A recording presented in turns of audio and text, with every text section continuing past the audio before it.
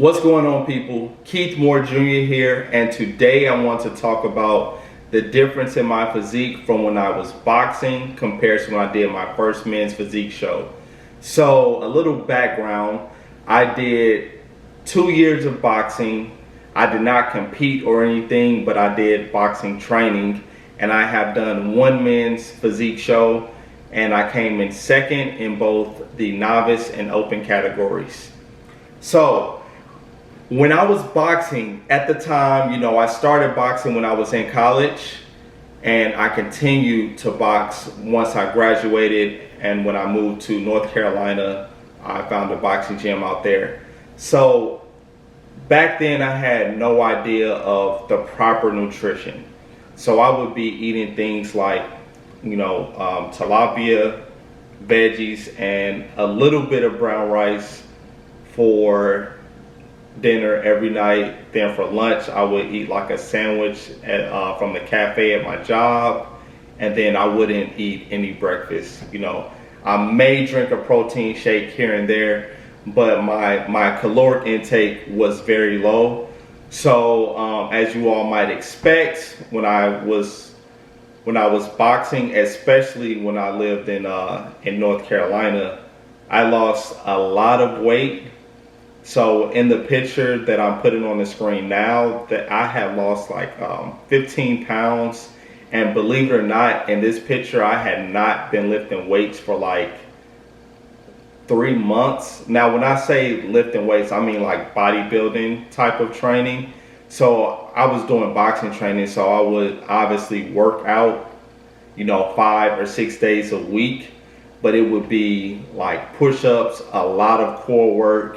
And then, I would get some like barbell type of compound movements in, like I would do the bench press every now and then. It wouldn't be often, and I would do like a lot of resistance band type of training. So I wasn't doing like, the typical bodybuilding training that I do now, or that I did when I did my first men's physique show. But I was very lean, and I did like that look. But one thing that I would change, and that I'm going to change if I do get back into boxing training, I'm going to make smarter decisions with my nutrition, because I could have retained a lot more muscle. Granted, I'm extremely lean in that pic, but I think that my physique will be better with the right nutrition with boxing training compared to just bodybuilding type of training, because I like the athletic type of look. So transition over to the training I did for my men's physique show, and I have a video on pretty much everything I ate and how I trained for my first men's physique show that I will link to this video here. But that training was that was more about like repetitions for me. So just staying consistent. The training, I mean, it did get difficult eventually, because I was doing extreme dieting just to make sure I was lean enough for the stage and everything. But the actual workouts in itself, I enjoy working out. So it was just more about, okay, I can't miss any days in the gym. I can't take any shortcuts on cardio, but my nutrition was also in line. So I actually weighed about the same in both of these pictures. I didn't even think about that until just now. But as you all can see, I was a lot more muscular for my men's physique show.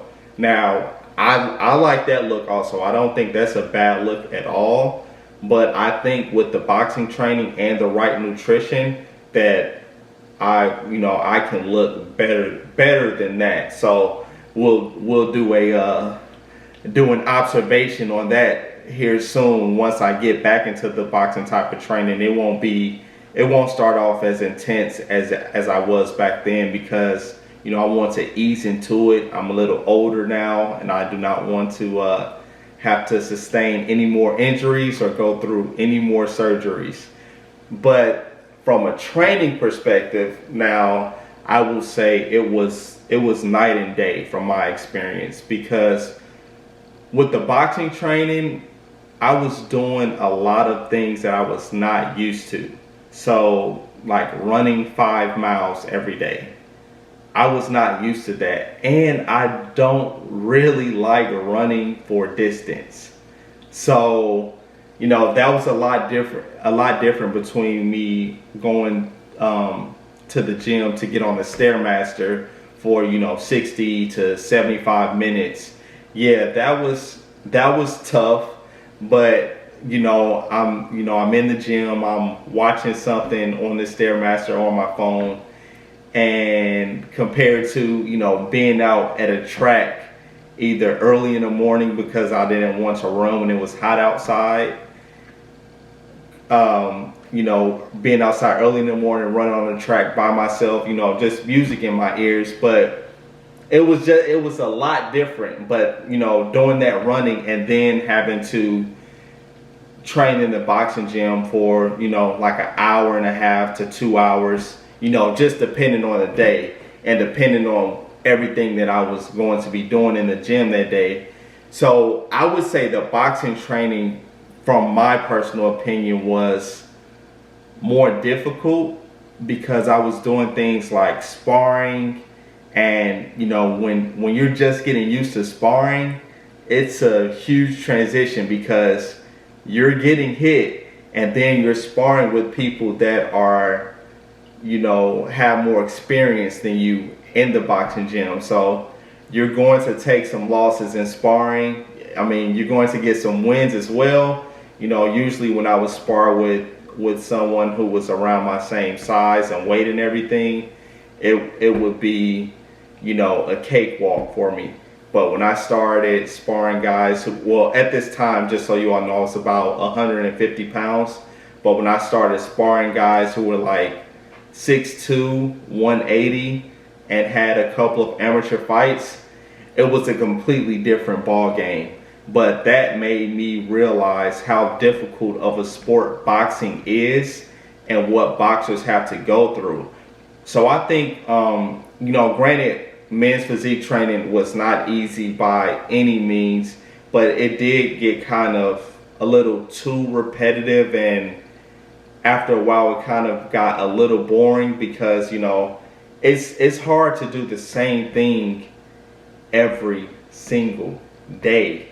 And just knowing, you know, one or two mistakes, I mean, it may not seem like a big thing, but if you make the wrong mistake, then that can turn into a huge issue later on down the line, especially when it's time to, you know, get on stage. So you don't want to prep for 20 weeks and then get to the, you know, last week or two and then, you know, make some small diet mistakes, and then it's like I couldn't wait 1 or 2 more weeks just until the show was over to do this. So it was things like that. So it was just more so that training got, you know, it was just too repetitive at a point where boxing training was like, okay, I'm always learning something new. And that could be because I was new to that type of training. But no matter what, if you're sparring, you're always going to have to make adjustments to your training and things like that, because it's always going to be something you can work on. Now, men's physique, same thing. It's always going to be things you have to work on, weak points and things like that. But it can be a lonely sport because you're not always going to have somebody going to, you know, work out with you when you're preparing for a show, because that requires so much time and sacrifice. So a lot of that time, I know for me personally, was spent alone in the gym because I would have to go sometimes 2 a days and things like that. And it takes a lot of mental strength. With boxing, you know, I was never in the boxing gym alone. You know, no matter what time I went, it was always somebody in there. And it was always something that I could work on. So I never went to the boxing gym and did the same thing 2 days in a row. I mean, it was always something different because we also got to the point where I was going to different boxing gyms and sparring other people. So I went to a UFC gym and I sparred some guys who did UFC.